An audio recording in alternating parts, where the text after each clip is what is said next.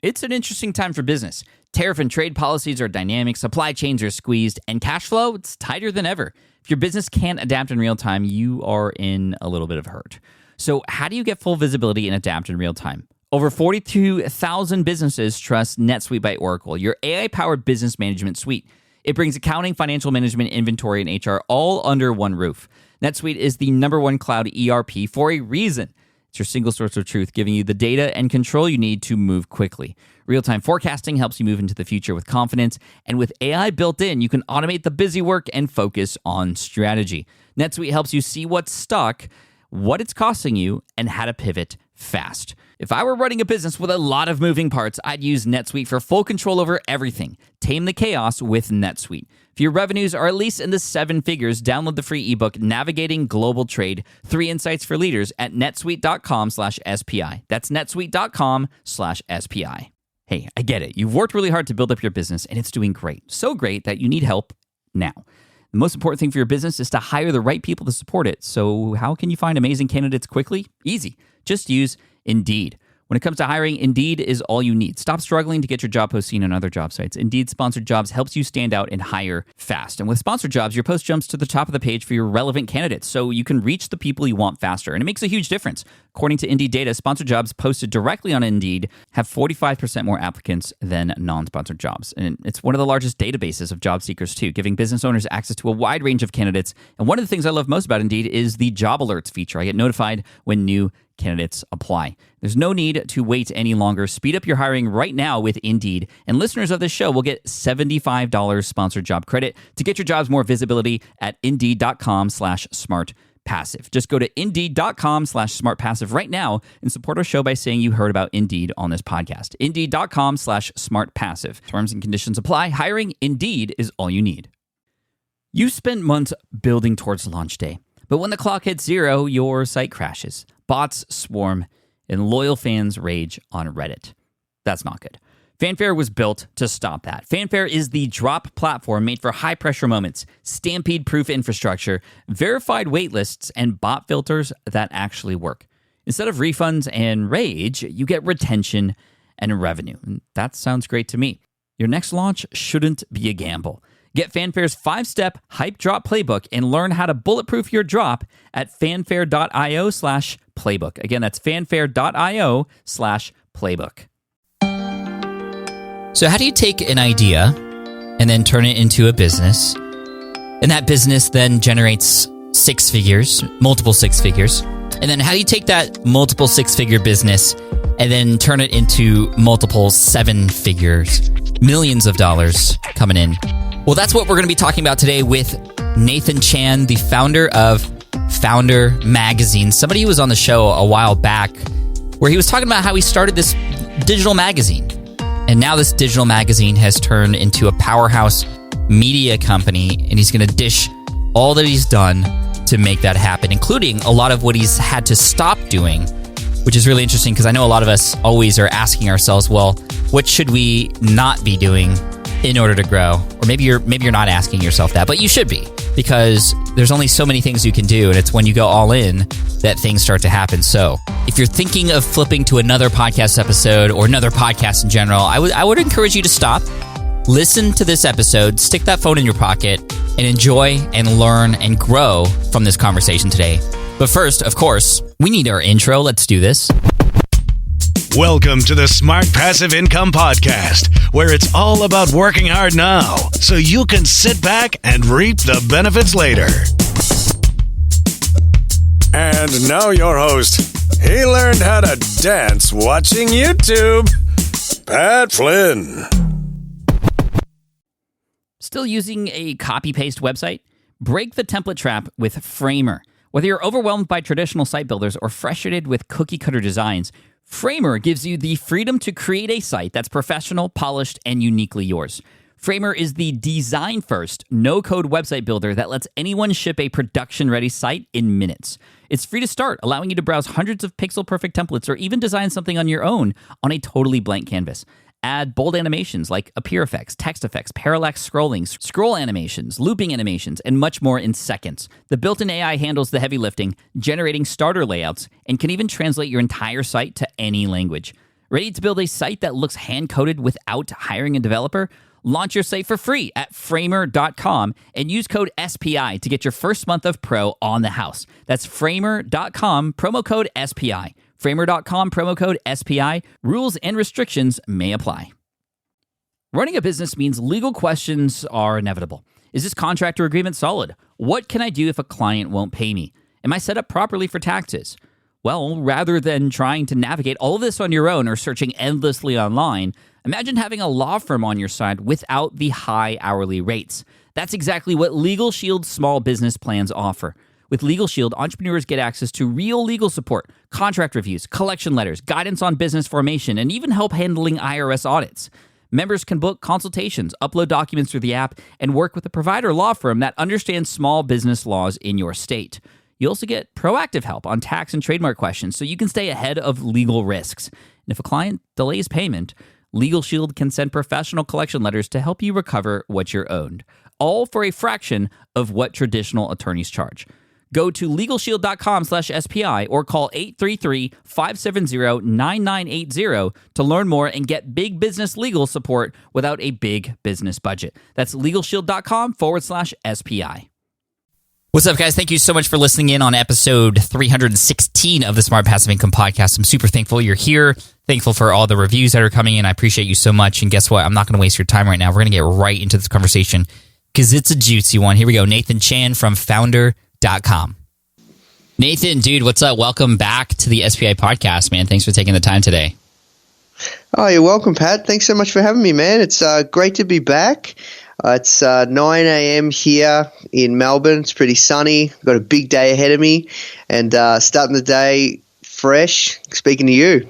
I love it, man. Thank you for that. The last time you were on the show, for everybody's reference, was episode 169, which was July 8th, 2015, which was nearly 3 years ago. And I know through speaking with you off of a podcast and actually in person, we met in person in Australia when I was there last year for Pro Vlogger, and we had coffee together. That was super fun. You're getting me up to date with everything that was happening, and just this thing that started as a digital magazine, which is Foundr magazine, which I highly recommend everybody check it out. That's Foundr without an E, and just you're blowing my mind with all the things that you're doing and how you're approaching this business. First of all, congratulations. What I want to do is catch everybody up with what you're doing, but not only like what you're doing, but why you're making those decisions. And I'm just very interested to hear. So, last time we chatted, you had this digital magazine, you're crushing it on Instagram. What has happened since then? Yeah, wow. Well, look, first of all, thank you so much for the kind words, Pat. It means a lot, man, because you were one of the people that helped me get started, dude. Like, I used to listen to your show back when, when I was in my day job, working in IT support, and it was really inspiring, man. So thank you. It means a lot, and it's really humbling to be here and come back. I can't believe it seems only like not that long ago that I was back on your show in 2015. So what's happened since? Well, learned a lot of lessons, eh? Like what? Learn a lot about like what it takes to scale a company. So since when we were speaking, the magazine was doing, I think we had we're doing around we're doing multiple six figures now. We've grown the company to be doing multiple seven figures, so we're turning over millions of dollars every year annually. And we've done much more. Like Foundr's much more than a magazine now, more than ever.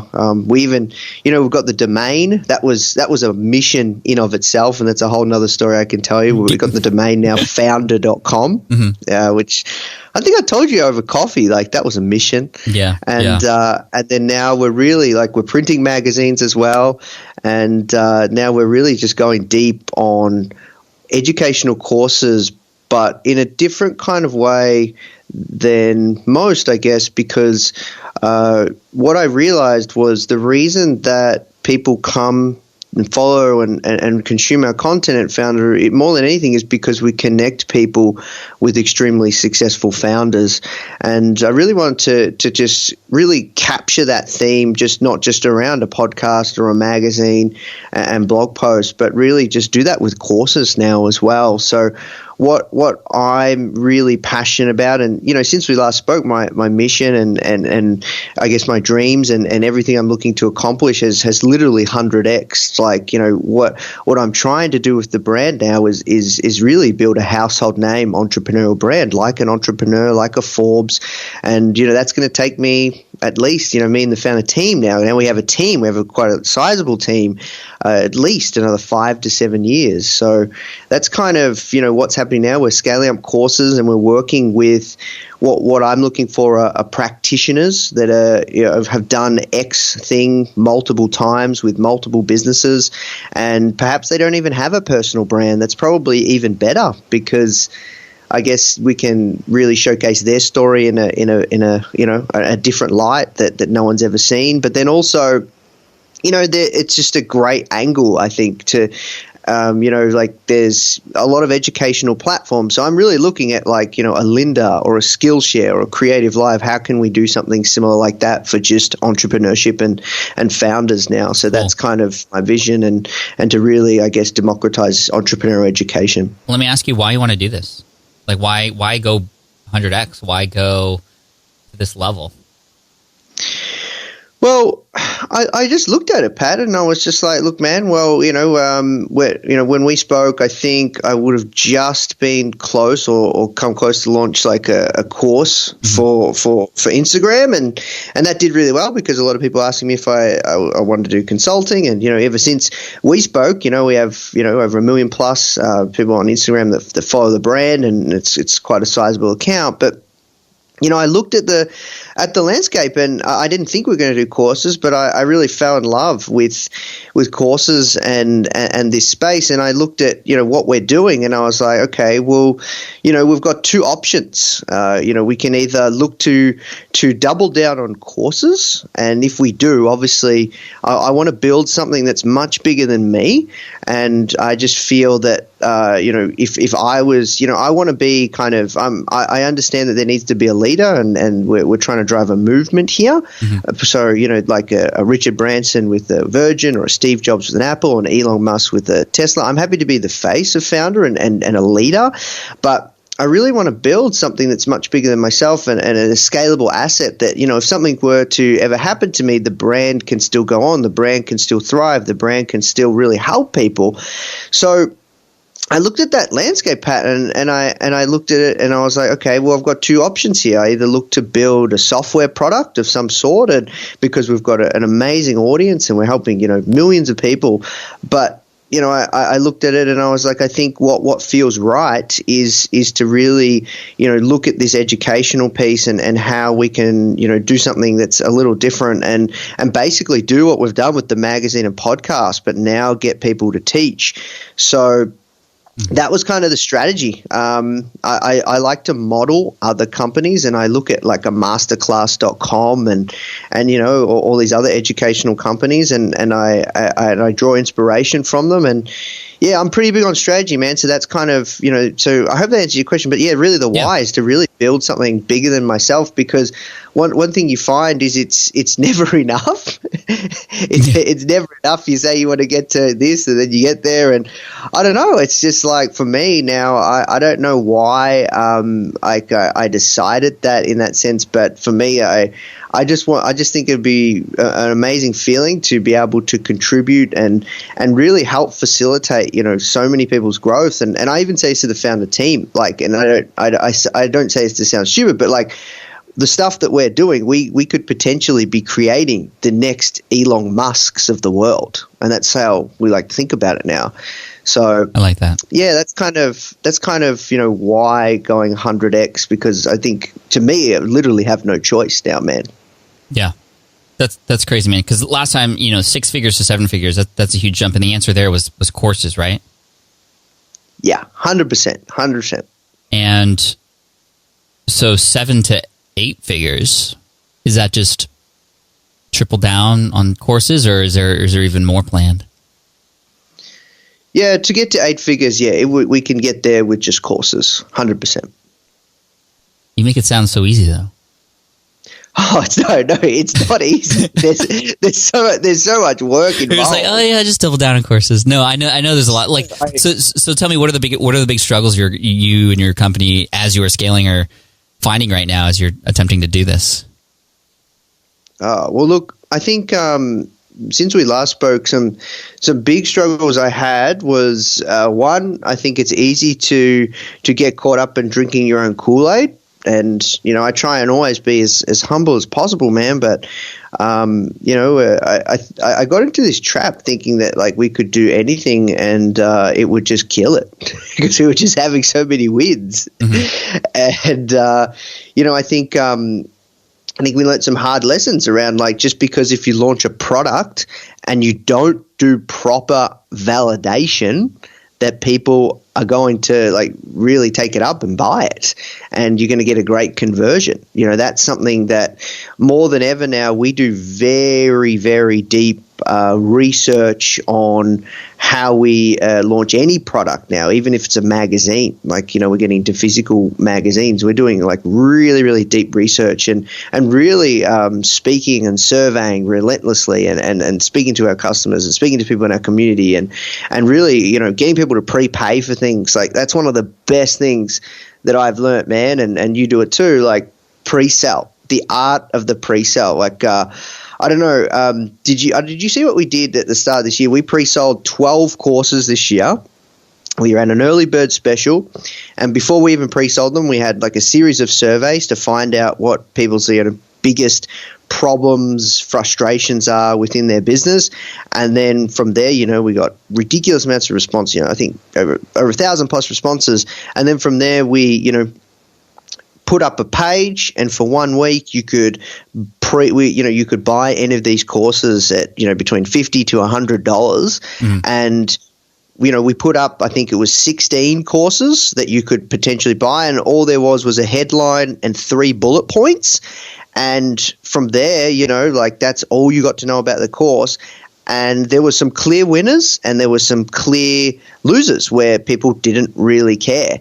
And what happened was, we had a top 8. There was the clear winners were the top 8, and then the bottom 8. It was very, very obvious that people didn't really care enough. So, we gave people a credit, or we refunded them for the bottom 8 if they bought during that pre-sale. And now we're working on rolling out those next 12 courses. So yeah, we, as much as I can, I really think it's really, really important. Whatever product that you launch, you've got to ask your audience, just survey them, ask them. And, you can ask them through surveys, but the best way to really know is if somebody's prepared to pay for something before it exists, then it needs to be out there in the world. That's why Kickstarter is so amazing. Since we last spoke, we did a crowdfunding campaign as well, which did quite well. We did a physical product as well, which was a coffee table book. Which you were kindly enough to shout us out on one of your shows. So thank you for that, man. Yeah. But yeah, so I learned a lot about, launching products and really making sure that you really want to validate and go as deep as possible. And then another thing I've learned, which is just some hard lessons, is around team building. Team building and building a team. Like, the way that you scale a company, man, is really through people. And from my experience now, what I'm finding is if you want to, get to the next level, especially, if once you've got a business doing in the hundreds of thousands of dollars, eventually you will need to get some sort of leverage. And, you need to be able to get leverage through hiring other people to help you, build out whatever you're trying to build, or help you fulfill the vision and the mission that you're trying to accomplish. So from my experience, I've learned a lot of lessons, but from my experience, the best thing that you can do when it comes to hiring is finding people that have done what you need done, that they've done it before. So, just as an example, recently we've had someone join us. His name's Zach, and he used to work at another educational startup, and he in the space of it was a year and a half there at that educational startup. He rolled out, I think it was 80 courses in a year and a half, working with influencers, which is exactly what we want to do now. So, that's just a great example that, there isn't that much training involved. There isn't there's obviously a little bit of mentorship and we're working together, but really I can let Zach work autonomously, and, I get, he's an absolute superstar. And, I know that I can keep it working on things that I need to work on, and we check in obviously, and we have our team meetings and stuff. But for the most part, we're growing and we're able to get that leverage because he's working on 12 courses this year. And yes, I am involved and stuff like that, but he's going and doing all the producing, working on the course curriculum, doing all those things. So, I'm trying to do that with every key element of Foundr and where we need to go. And, that's one of the biggest things. And I could talk to you around hiring strategies and all the crazy stuff we do there and stuff like that. But hiring has been a very, very big thing around scaling up. And then also just focus, man. Focus and thinking about the strategy. Strategy, I'm very passionate about strategy and really just spending a lot of time just looking around what's in the marketplace. How at Foundr can we truly differentiate ourselves? Because there are so many people out there, man, that I guess not only just influencers like yourself, but other entrepreneurial brands out there. Like, how do we get that cut through? How do we differentiate ourselves? And I don't see anybody out there, doing similar stuff to us.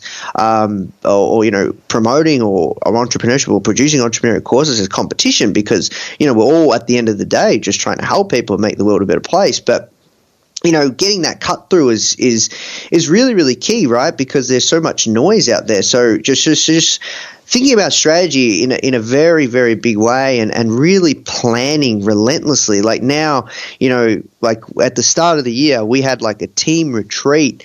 And, we got all of these people together, we had a facilitator that come in and we ran that retreat and we planned out the whole year. And then every quarter, we're catching up and saying, hey, did we execute on the things that we said we're going to do? And, now we do these things called traffic light meetings. And I make no claim to this is from a book that I read.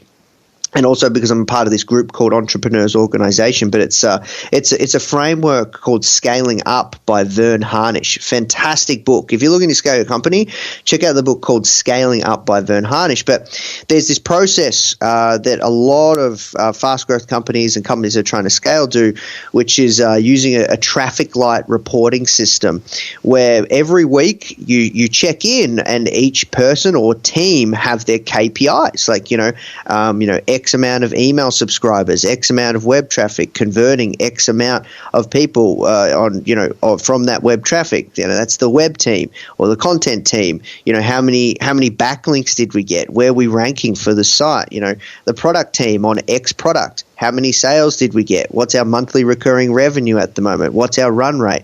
So, just keeping, not only just finding insanely great people, but really just, really empowering them with great goals and rewarding them and then challenges and really getting the right people on the bus and then, aligning that team as well. I think, yeah, man, I could go on. Like, is this good stuff? I'm letting you talk because I do not want you to stop. Okay. Another thing that I learned as well, I talked to you about strategy and I really like to model. And when I look at like other things out there, I try and pick bits and pieces, with the courses I can openly say here, every single course that we produce with an influencer has a trailer. And why does it have a trailer? Because we're inspired by masterclasses trailers, and it really sets us apart. And it's just an amazing way. Like, dude, if someone can watch like a movie trailer and just be sold to want to go see the movie, you can do the same with courses, bro. Like if it's like really highly produced, it's insane. Like we can run a trailer for like one of our courses, and this all come from surveys. Like Greta, she's one of our teachers and she's built 4 multi-million-dollar e-commerce brands, and he was just lucky enough she was a friend and she lived in Melbourne, and our audience told us they want to learn how to launch a physical product business, they want to learn how to launch a brand and launch a store.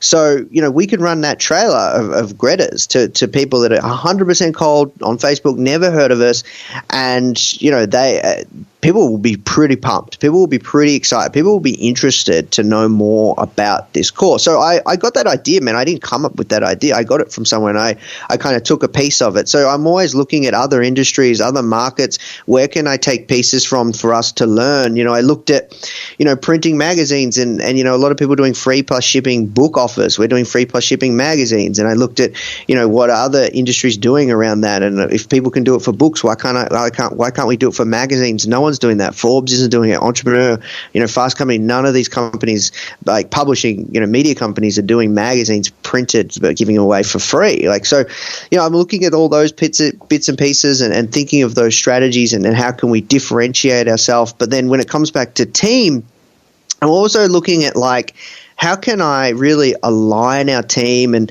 get the right people on the bus that have done it before, that have that experience. But then most of all, and this is one of the most powerful things that I've learned when it comes to hiring and finding great people to join your team is that vision, man, that mission. If you can get people to fall in love with your vision and your mission, the amount of money that you pay that person is irrelevant.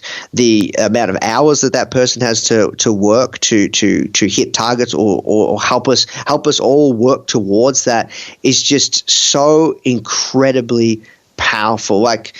No, I'm not saying that I do this and I want to do this, but man, if you have a very articulate, strong vision, people will want to come with you along the way for the ride, and people will not care, around money is irrelevant. And obviously everyone has to live and stuff like that. But there's a very, very powerful thing that I'd really encourage people. If you're looking to scale up your business, if you're looking to take it to the next level and you need to start hiring people or looking at starting to hire people, I think it's very, very important. I would encourage you to really just take the time, take a week, go on a holiday and really think if I want to build something that's bigger than myself and I, need a team, what does that vision look like? What does that mission look like? What would be the dream scenario 7 to 10 years from now? Because that's how long it takes to build anything of true worth and significance. That's what one of my mentors taught me, and it's so true. You look at a lot of these companies that we inspire a lot of us, and it takes a very, very long time. So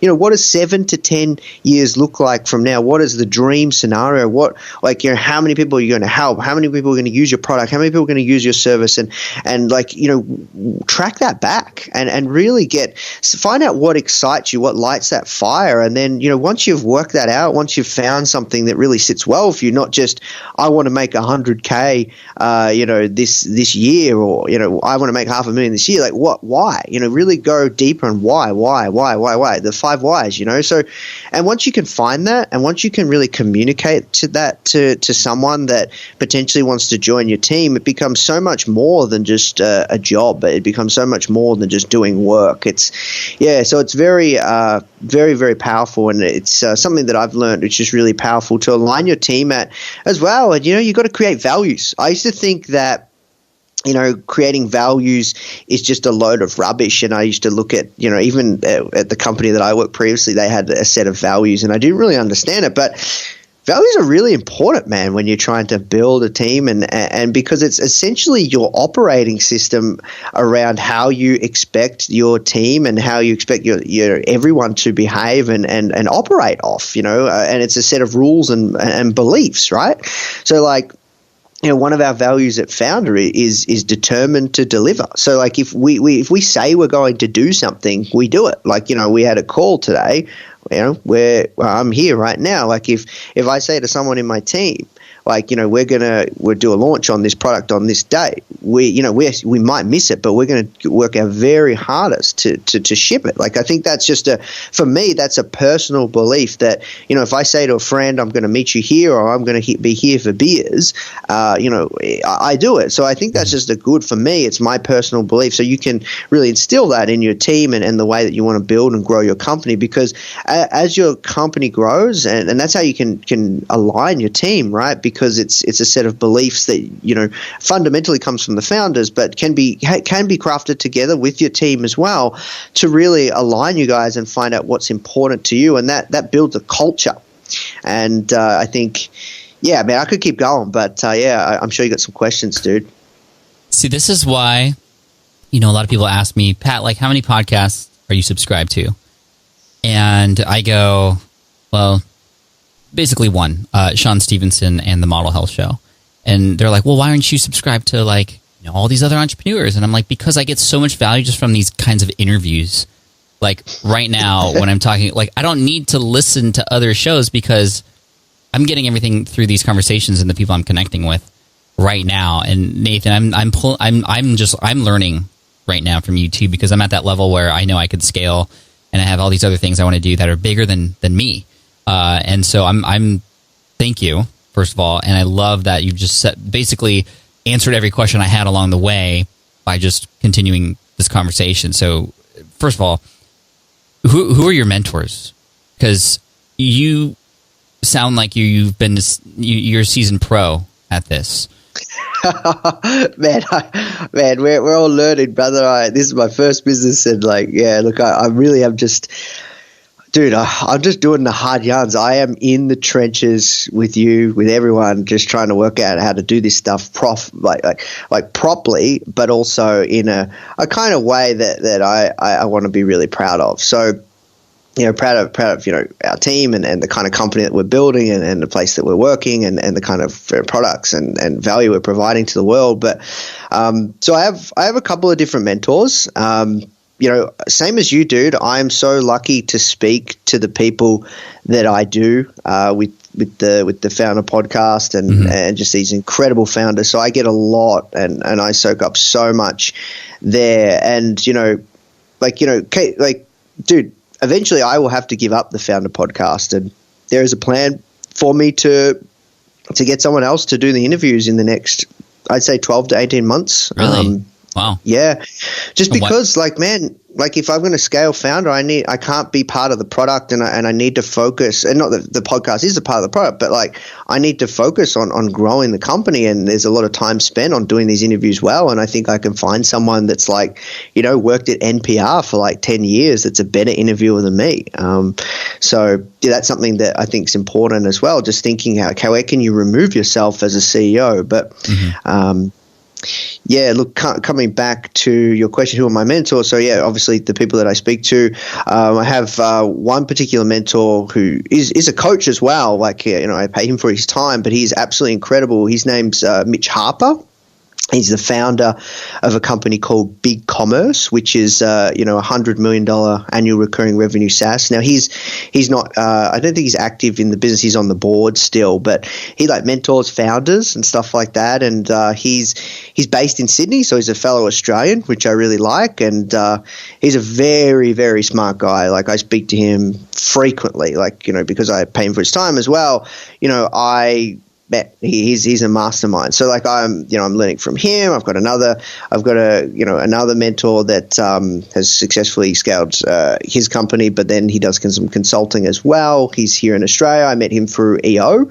So one thing I did was I joined this group, and it's fantastic. It's called Entrepreneurs Organization. So it's like, think of like how people do online masterminds, but it's more kind of people. It's more kind of for local business owners or kind of business owners, but people that don't really follow the online space. So it was created by that guy that from that book called Scaling Up by Vern Harnish, and essentially they have chapters in every single major city around the world.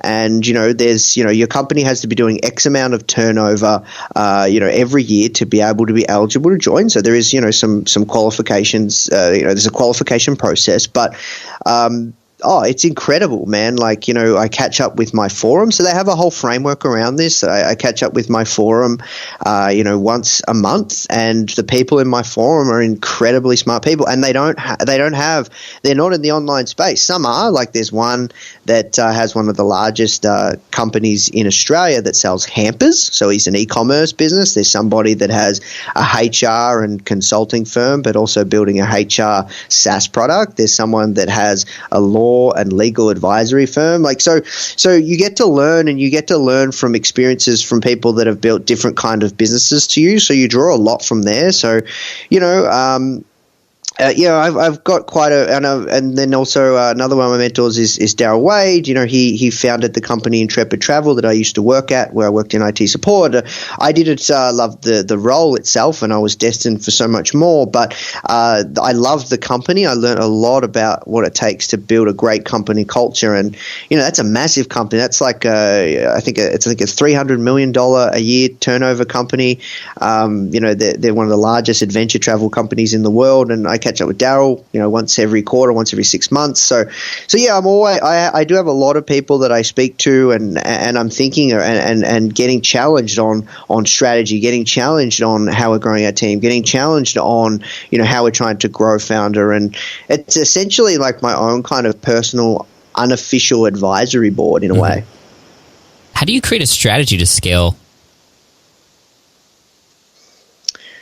Well, there's a few things. There's common things here, and there's proven practices that you can follow. So one thing I can tell you, and like I said, I keep coming to that book, Scaling Up, and they teach it in EO and stuff. And one of the quickest ways, I believe, and this is what I'm finding from experience to help us grow Foundr is if you already have an existing customer base, find out how you can further serve them.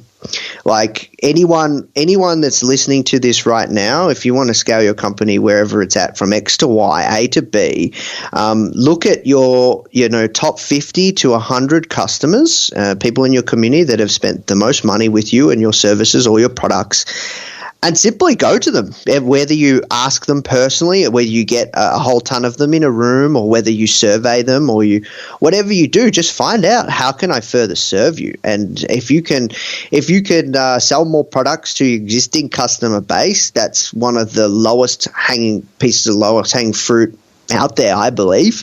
That's the first part of, I think, any good strategy is looking at proven processes or frameworks, because there's people out there that have done it before.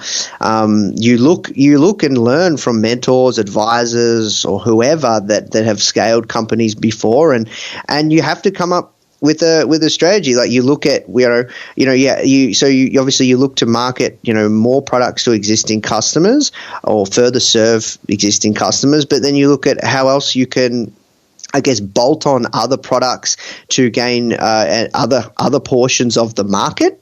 And then as well, you look to, in the most basic form, sell more of your existing product to other people. And, you look at things like recurring revenue. Now, we don't have as much recurring revenue in our business as I would like now, but that will change over time, and I have a long-term strategy to basically make a majority of our revenue recurring, because I believe that's very, very powerful, because it breeds predictability and all these other reasons. But so in regards to coming up with a strategy, I speak to people, I read books around it, and I just really look at what other companies are doing and look to model and look at bits and pieces that we can take from that and implement. But then also, you plan it out. I think another big part of strategy, Pat, is relentless focus. And so, you plan out your year, right? Like everybody has their New Year's resolutions. Well, you plan out your year and you set goals and you set targets, and you test the strategy out. You don't know if that strategy is solid, right? So what you do is, at the start of the year, you plan it out. If you have a team, you sit down with your team, you challenge all of your assumptions, because your strategy to scale, or whatever it is basically an assumption. And then from there, you execute and you track it. And if you measure it, SMART goals, it has to be specific, it has to be measurable, it has to be actionable, it has to be realistic, and it has to be timely. And every single goal, part of your strategy, you track it and you measure it and you touch base. And then after you give it like a quarter or however long you think it needs to take, you revisit it and you say, hey, was my hypothesis correct? Was this strategy solid? If it was, you keep going. If it wasn't, you change it, you course correct. So that's kind of in a very top level way how I think about strategy. And I also like to spend a lot of time thinking.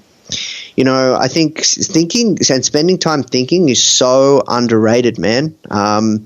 like a lot of my time, like where I come up with these like strategies is like when I'm riding my bike to work, when I'm driving to work, when I'm just kind of walking around, or I guess in another world, not being present, but just thinking about the business. I'm just thinking around strategy, man, like all day, every day. And I'm talking to people around it as well, like even friends are challenging those assumptions as well. And that's kind of, in a very top level way, how I'm kind of thinking around strategy. And then, I'm always writing things down as well.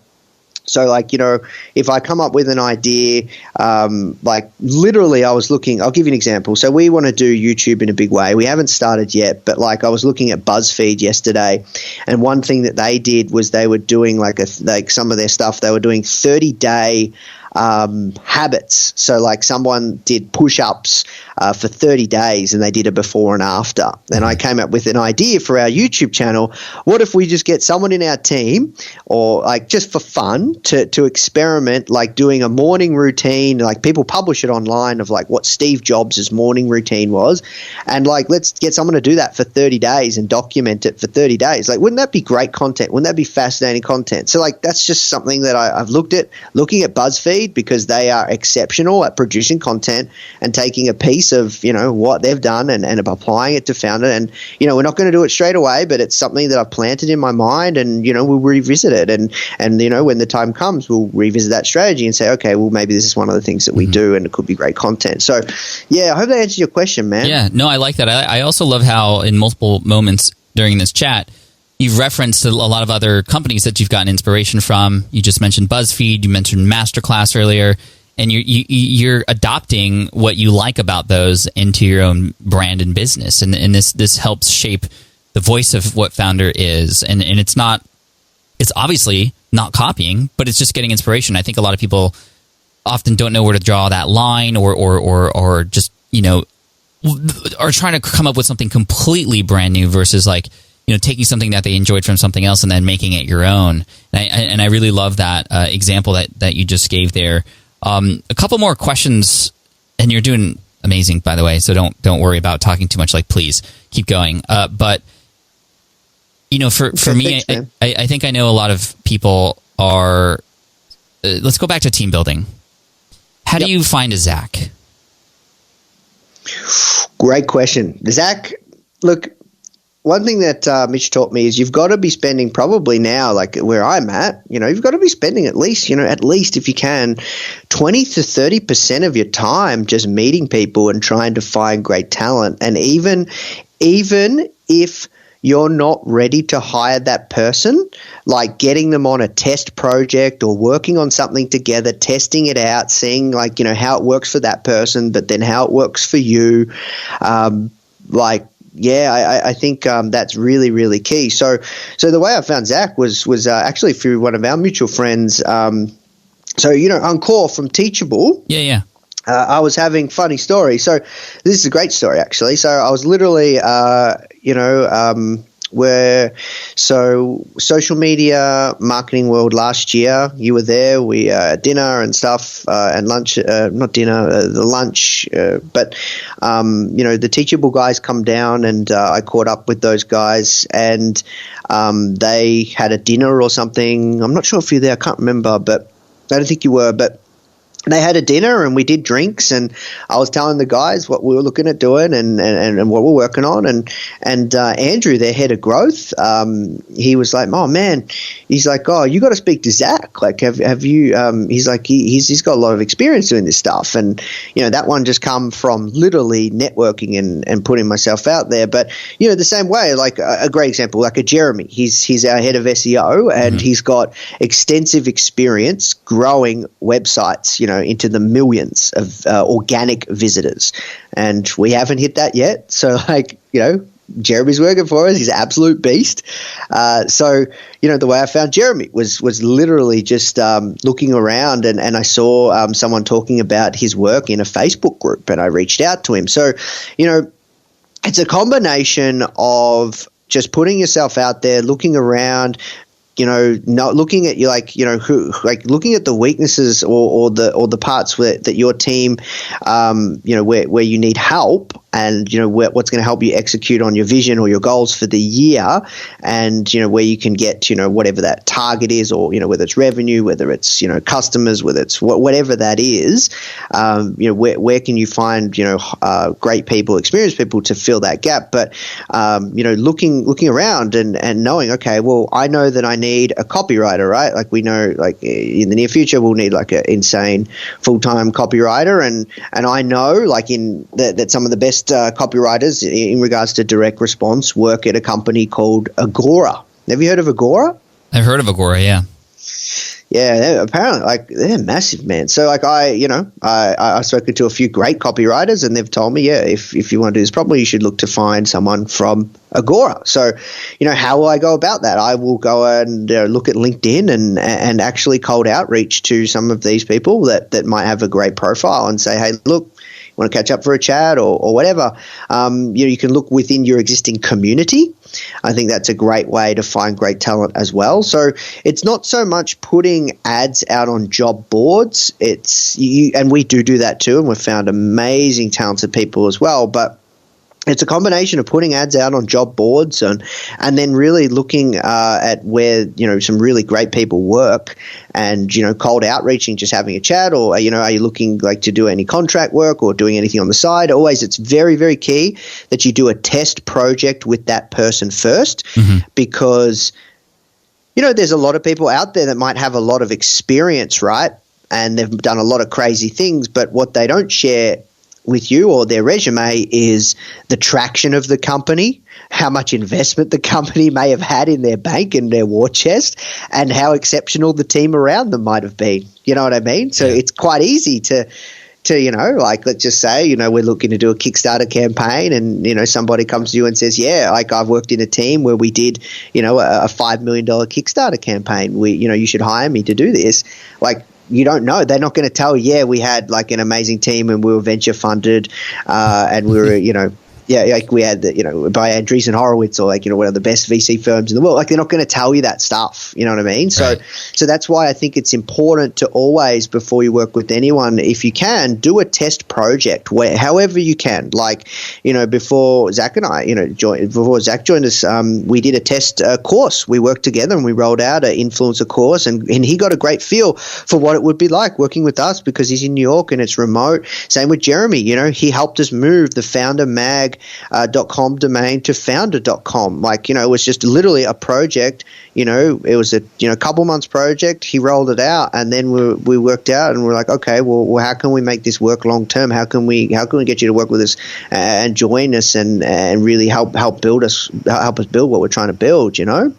So I think that's really important too. But yeah, it's a combination really of just putting yourself out there, Pat, asking your network, literally looking at your community, asking around, and just keeping your eyes open and ears peeled, just to really look at bringing on people even if you're not ready, and see if you can get a test project going.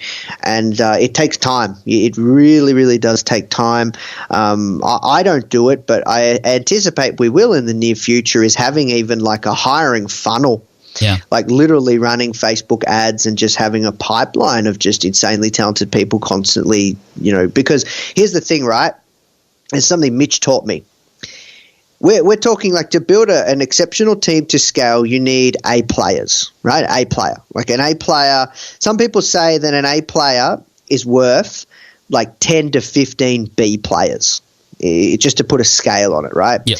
And A players, man, if they want to get a job, they can. Like if they leave or want to go somewhere else, or they something doesn't happen with their current role, they can get a job like that. You know what I mean? Like they're solid. So the goal and the trick to it is actually to find that A player when they maybe are looking for their next opportunity, or maybe they are not happy where they're working, or maybe they are looking for a change. And if you can find that A player fast, because they move fast, and they'll get snaffled up quickly, because that's where it's at, man. We're at a war of talent. There's a reason that Google and Apple and do ridiculous stuff and pay ridiculous amounts of money and do, pay to fly people over and house them and have their own villages for people and put you up because, talent is where it's at. To truly build a large company or a company or something, like I said, coming back to, something of serious value or true significance and worth, you need exceptionally talented people. Yeah, I hope that helps, man. It does a lot. To that level, I got very fortunate to have a lot of great people come my way, and then a lot of them offer who else might be great to come on my team. But, for the future and other things I plan on doing, I'm definitely going to need some more help. So this is super helpful. Dude, this has been an amazing conversation. I think that it is inspiring. A little overwhelming for people likely who are at the beginning stages of their business journey, but hopefully something that people can look to strive for, because you've definitely, just like everybody else said, we all start from scratch, right? And it's going to be cool for people to hear this and kind of wonder how it all got started. And I would recommend you definitely check out the last episode Nathan was on to check out all that content and just kind of the difference and kind of what the goals were at that time too. I think it's going to be really interesting to see that juxtaposition. So that's episode 169. We'll put it in the show notes, obviously, for everybody. But hey, any final words of advice for all the struggling entrepreneurs out there who are just wanting to get to that next level? What's one thing you could say to them to push them forward into that next space? Yeah, I got a few pieces, man, and thank you so much, Pat. It's been a ton of fun. I feel like I've just been doing too much talking, though, bro. It's all good, dude. This is a podcast interviewer's dream, is to have somebody like you on. I hope everybody else gets you on too, because you're a great guest. So, any final words? Thank you, man. Well, look, I think if you're looking to take things to the next level, you might be struggling or not satisfied with the current growth or traction that your business is getting. I've got a few pieces. One, it's very easy to look at what other people are doing and compare yourself to others and think, well, I should be there because they're there, or I wish I was there. And first of all, one thing I will tell you is revenue is one thing, profit is another thing. Amen. Yeah, you know what I mean? Like, so many people be, I've got a multiple 7-figure business, I'm doing this and doing that, but like, they don't tell you how much they keep. They could, well, for all you know, be spending all of that money on Facebook ads and have like a 5% net profit margin. You know what I mean? Or they might be literally sacrificing profit for growth right now. Plenty of people can do that, and So first of all, do not compare yourself to others. You don't know that person's journey, how long they've been doing it for, where they've come from. It's your own journey. And if you just have that relentless focus and consistency, you will get there. The second thing that I will share is, off my last point, focus. Focus is so extremely key. Just because, big lesson I've learned is just because now, if you have an audience or you've built something and you can launch something, just because you can launch something or produce something that will make you more money doesn't necessarily mean that you should do it. That's something that I've learned the hard way, and I hope that you can learn about that too. I'm all about now just relentless, ridiculous focus and trying to minimize the amount of things that you're working on at a time, and work towards true mastery of just 1 to 2 elements, like not too many. Mm-hmm. And then the last thing is just really try and surround yourself with great people that are on the same level as you are, or even as well a few levels above you, because that's what's going to inspire, that's what's going to keep you going, and just be really patient. It does take time, and just enjoy the journey. Don't beat yourself up by comparing yourself to other people. Just really enjoy the journey, because if you're listening to this right now, I guarantee you that, you've probably been listening to a lot of Pat's episodes. If you just implement the stuff that he's sharing with you, you can, do crazy stuff like I'm doing, and I'm only just getting warmed up. And the thing is, right, like if you just take action, be patient, and just enjoy the journey, I guarantee you 12 months from now, where you are from where you want to be, it'll be so much different. And it's just such a great ride, and we live such great lives, Pat. It's important, no matter where you're at, like just to really appreciate that. For sure. Dude, Nathan, thank you so much. Where can people go and find more from you and what you're up to? You can just go to Foundr.com, and if you want to check out one of our printed magazines, we're doing a few more at the moment where they're going to come out soon. You go to Foundr.com/Branson, and you can get a free printed copy of the Brantz issue, but you do have to cover shipping and handling. Cool, man.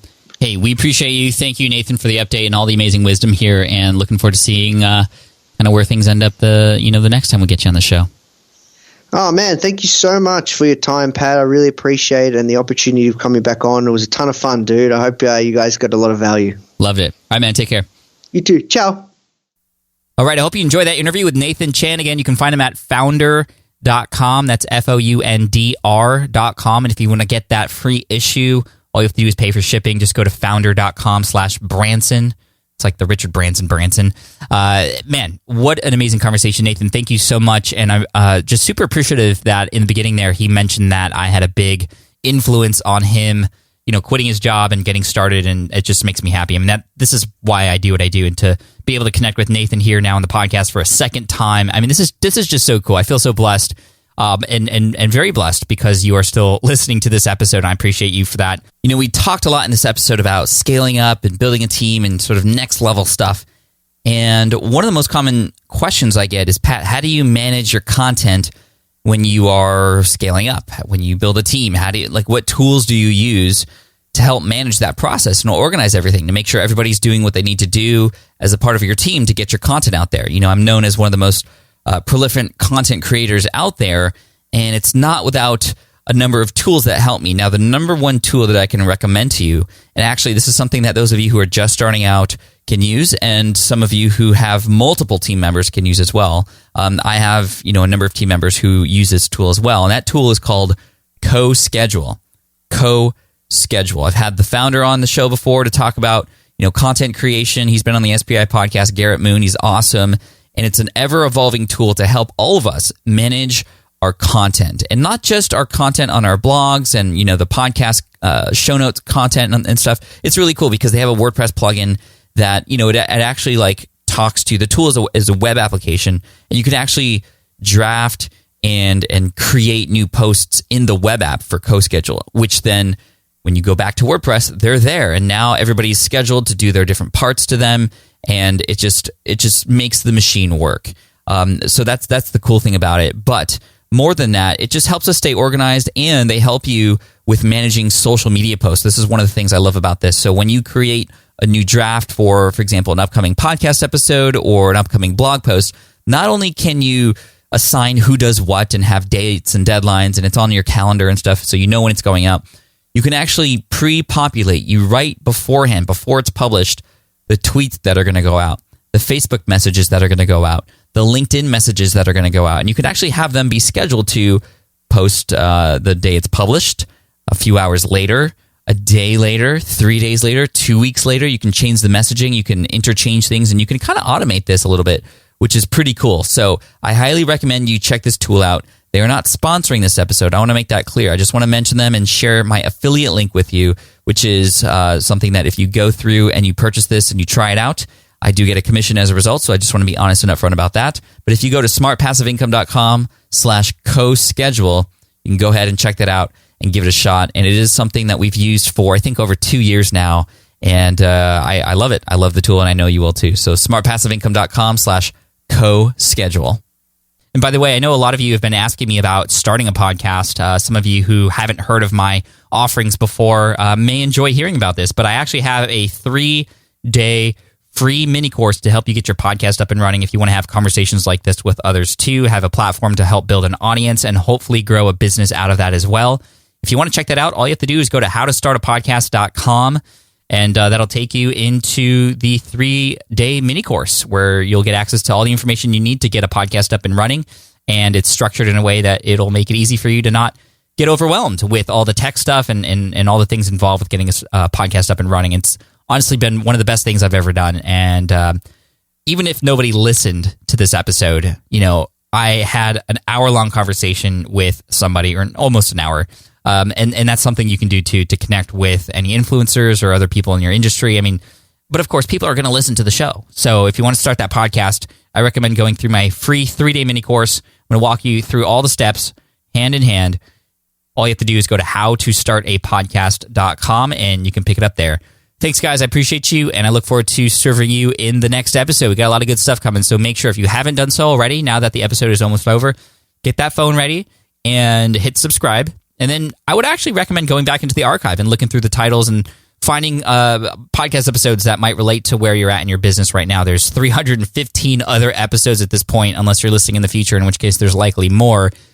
Man, just what a ride. What a ride. I love this podcast. I love all of you who listen to it. I love you who have left reviews. You guys are amazing. Thanks so much, and I look forward to serving you in the next episode. Bye for now. Thanks for listening to the Smart Passive Income Podcast at www.smartpassiveincome.com.